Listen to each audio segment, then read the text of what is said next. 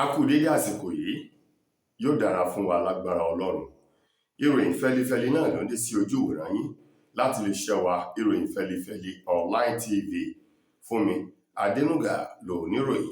Kẹ́ ẹ tó gbọ́ ìròyìn ọ̀hún lẹ́kùnrẹ́rẹ́, ẹ jẹ́ ká dé òkè lọ́hùn náà, à ń padà bọ̀ wá.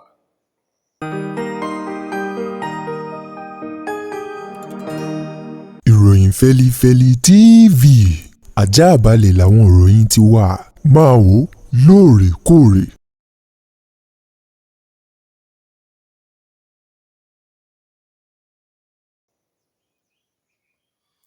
Ẹ káàbọ̀ padà, ìròyìn fẹ́lifẹ́li ọ̀hún rèé lẹ́kùnrẹ́rẹ́.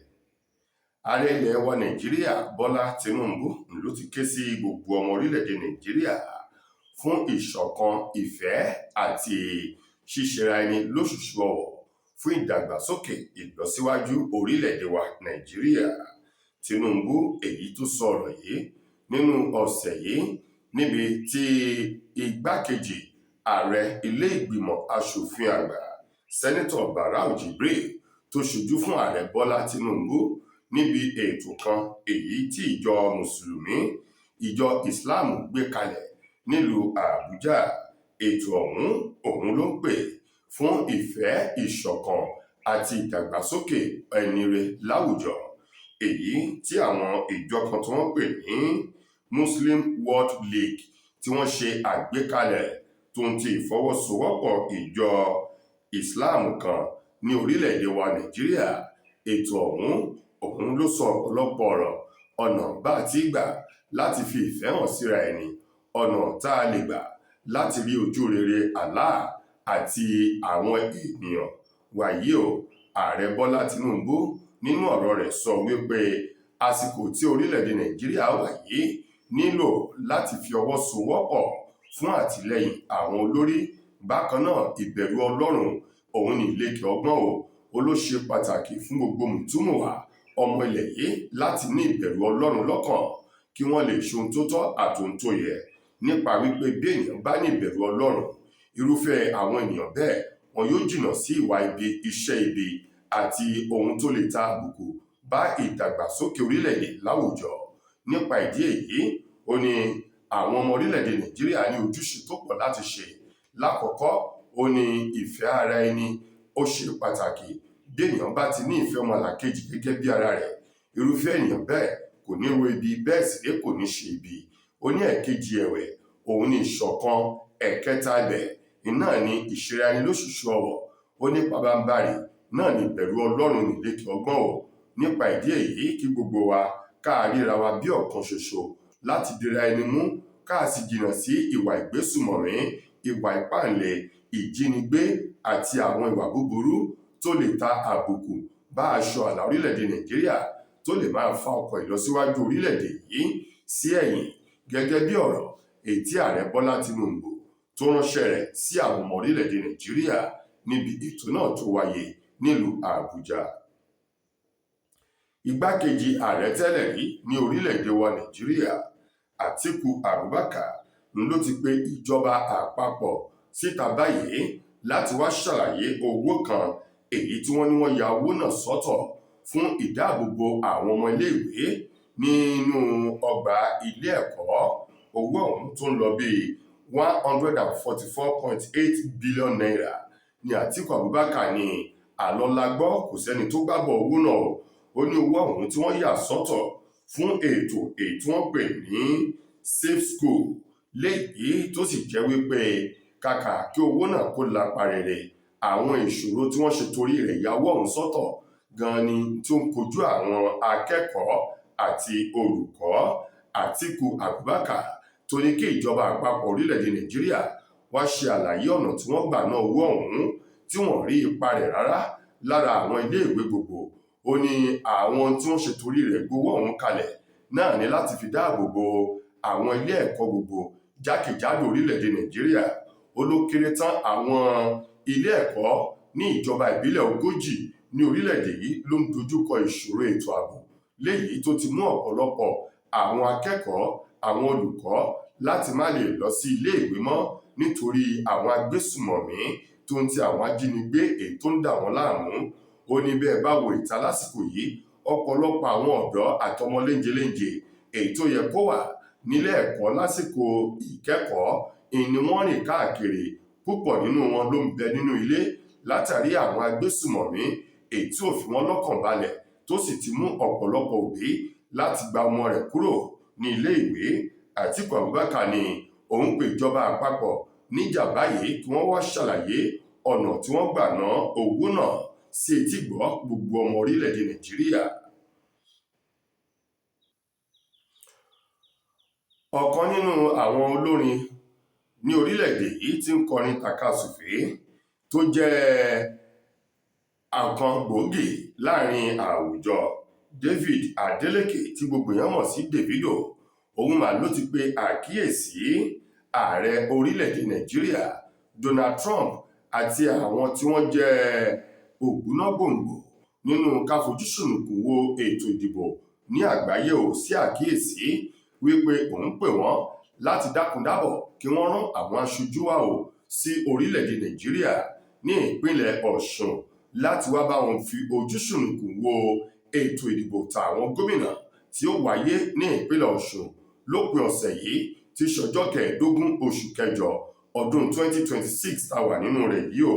Davido tó sọ wípé èyí ṣe pàtàkì láti ṣe níbi tó ti kọ ọ̀rọ̀ àgbélẹ̀kọ kan èyí tó fi sórí ìkànnì X rẹ̀ èyí tí ṣe abẹ́yẹfò tá a mọ̀ sí Twitter tẹ́lẹ̀tẹ́lẹ̀, níbi tó ti pe ààrẹ orílẹ̀-èdè Amẹ́ríkà Donald Trump àti àwọn àjọ ìṣọ̀kan àgbáyé tó ń ti àjọ ìṣọ̀kan ilẹ̀ adúláwọ̀ àti àwọn òmọ́nú ìwé nínú ìkarahun lórí ọ̀rọ̀ ìdìbò wípé kí wọ́n jọ̀ọ́ kí wọ́n dákundábọ̀ àsìkò yìí wọ́n nílò rẹ̀ dáadáa o, látàrí àwọn ọ̀rọ̀ kan èyí tí wọ́n lùgbọ́ lẹ́yìn wípé ọ̀pọ̀lọpọ̀ àwọn ẹgbẹ́ òṣèlú ni wọ́n ti gbáradì láti ṣe màkàrúrù nínú ètò ìdìbò, pàápàá jù àwọn ẹgbẹ́ òṣèlú alátakò tó fẹsẹ̀ múlẹ̀ tá a mọ̀ sí APC, wípé wọ́n fẹ́ ṣe màkàrúrù láti dàbàrú àlàáfíà ètò tó fẹ́ jẹyọ nínú ètò ìdìbò tí ó wáyé ní ìpínlẹ̀ Ọ̀ṣun nínú òpin ọ̀sẹ̀ yìí.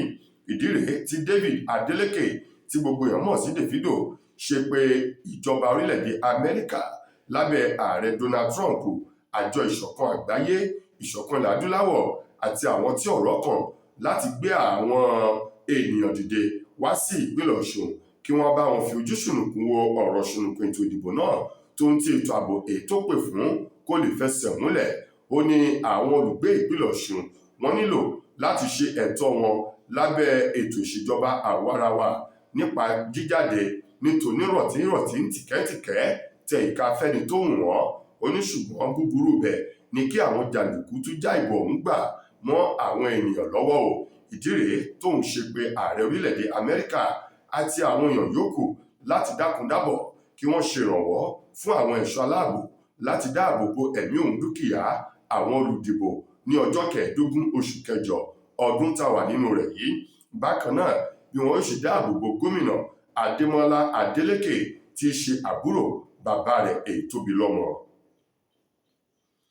Àjọ tó ń rí sí bọ́ọ̀lù aláfẹsẹ̀gbá nílẹ̀ wa Nàìjíríà, Nigerian Football Federation NFF, àwọn mà ni wọ́n ti kọ ìwé láti tọrọ àforíjì lọ́wọ́ ààrẹ Bọ́lá Tinubu àti gbogbo ọmọ orílẹ̀-èdè Nàìjíríà nílé àti lẹ́yìn odi orílẹ̀-èdè yìí fún bí àwọn agbábọ́ọ̀lù obìnrin àgbà ọ̀jẹ̀ ilẹ̀ wa Super Falcon bí wọ́n ṣe yọwọ́ kílàńkó wọn kúrò nínú ìdíje ìfẹsẹ̀wọnsẹ̀ ti ife ẹ̀yẹ obìnrin ilẹ̀ adúláwọ̀ èyí tó ń lọ lọ́wọ́ ní orílẹ̀-èdè Morocco àti bí wọ́n ṣe pàdánù automatic ticket láti kópa nínú ife ẹ̀yẹ àgbáyé Women FIFA World Cup, léyìí tí wọ́n gbà wípé àṣìṣe náà jẹ́ ohun tó dùn àwọn ọmọ orílẹ̀-èdè Nàìjíríà.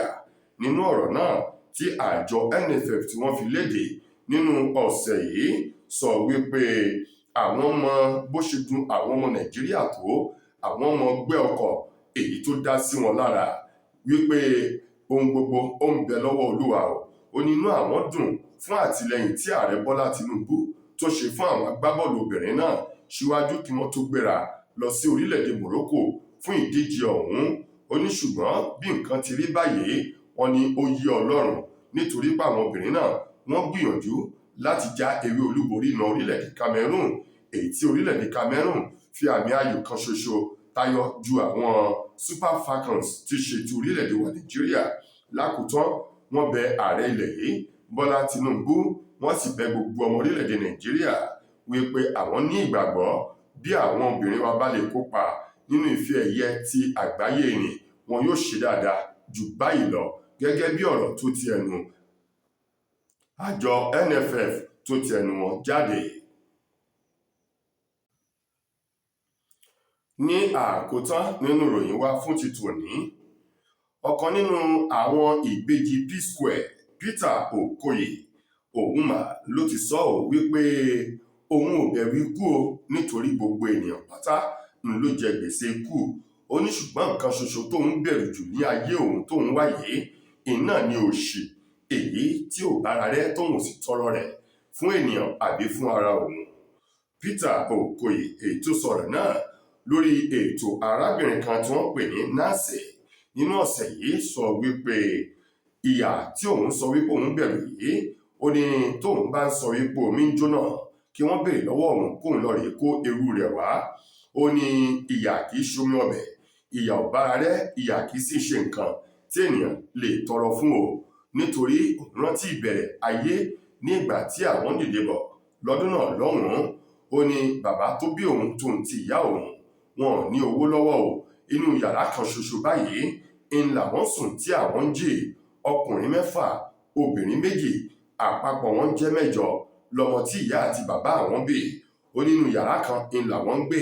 Ó lóun rántí nígbà náà ṣàdédé ní ẹni tó jẹ́ onílé àwọn dédé pé àwọn òbí láti sọ fún wọn wípé òun ti ta ilé ọ̀hún fún ẹlòmíín. Nípa ìdí èyí ìṣàkóso ilé náà kò sí ní ọwọ́ òun mọ́. Ó ní gbogbo ìgbìyànjú fún àwọn òbí láti bẹ onílé wípé kó fún wọn ní àsìkò díẹ̀ kí wọ́n fi tu owó jọ láti gbalé tuntun míì ló já sí pàbó. Ó ní kọ́tìnì ni wọ́n fi dá yàrá kan sí 2, léyìí tí kan dúró fún yàrá tí kan sì dúró sí gẹ́gẹ́ bí pálọ̀ báyìí. Ó ní ọ̀sán kan òru kan ni wọ́n gbé katapila dé tí wọ́n da ilé ọ̀hún wó lulẹ̀. Ó ní gbogbo dúkìá àwọn tí ń bẹ nínú yàrá kan ṣoṣo ọ̀hún ló ṣòfò sínú ilé ọ̀hún tí máṣíìnì katakata tó dà wó lulẹ̀.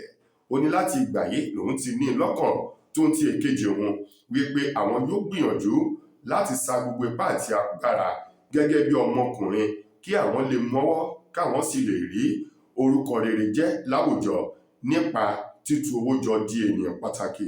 Ó ní ìgbìyànjú àwọn Ọlọ́run sì mú wá sí ìmúṣẹ nípa dídé ìgbìyànjú ọ̀hún ládé o.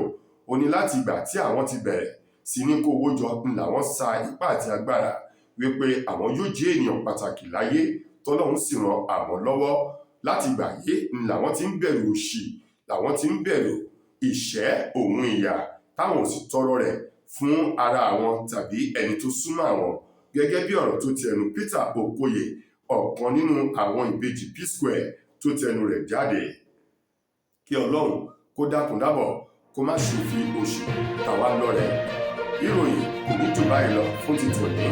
Títí dìgbà míì tẹ́ máa láǹfààní láti gbọ́ tòní míì nílé iṣẹ́ wa. Mo gbà á ní àdúrà wípé ìṣẹ́hun ìyà kò ní jẹ́ ìpín wa. Fún mi Adénúgà ògbómúròyìn wá sí ojú ìwòran yín. Ẹ ṣeun fún ìfẹ́ tẹ́ ẹ ní sí wa. Ire o.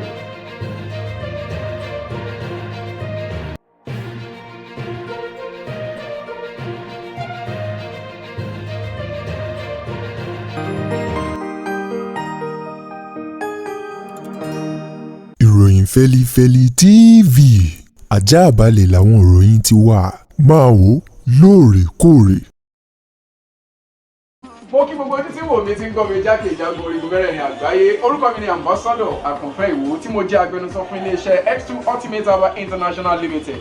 Níléeṣẹ́ wa bí láti màmọ̀ dájú nǹkan kan tí eléyìnbó ń pè ní Health is Wealth, ìlera lọ́rọ̀. Kì í ṣàfẹnujẹ́ nìkan tá a bá ń gbọ́ ní sétí, torí gbogbo lọ́gbọ̀n àwọn èèyàn ni wọ́n ń kojú àìsàn tí a pè ní ìfúnpá gíga. Ìdí nìyí tí iléeṣẹ́ X2 Ultimate Herbal fi ṣètò oògùn ìfúnpá gíga fún ní powder àti ní olómi. Kò tán síbẹ̀, oògùn ìtọ̀ ṣúgà ó wà ní iléeṣẹ́ X2 Ultimate Herbal International Limited ní powder àti ní olómi. Òun náà lẹ̀ ń wò yìí. oògùn ọ̀pẹ́ ẹ̀yìn wà tí a ti ṣe lọ́jọ̀ fún ẹni tó bá ń kojú ọ̀pẹ́ ẹ̀yìn torí gẹ́gẹ́ bí ìṣòro. Iléeṣẹ́ wa níbí ní oògùn ẹ̀ tó lè bá wọn tán rẹ̀ lójú ọgbọ́n. Bákan náà ogunlọ́gọ̀ àwọn èèyàn ni wọ́n jẹ́ oníbìísí tí wọ́n ti rora wọn pin wípé Ọlọ́run ò lè ṣe, ṣùgbọ́n tó jẹ́ pé àìsàn kan sómìíràn ní kọjú ọmọ bíbí wọn. Ó wà ní iléeṣẹ́ X2 Herbal International Limited fún ìwòsàn fún àwọn oníbìísí. Kò tó síbẹ̀ o, a ní ọ̀pọ̀lọpọ̀ oògùn tí a ṣe létò fún ẹni tó bá jẹ́ ẹni tó bá ní ikùn gbẹ̀ndù tó jẹ́ pé ọ̀rá ti pọ̀ jù lára ẹ̀, ó máa bá wa burn fat, a pè ní X2 burn fat fún obìnrin àti fún ọkùnrin. Bákan náà fún iléeṣẹ́ X2 Ultimate Herbal International Limited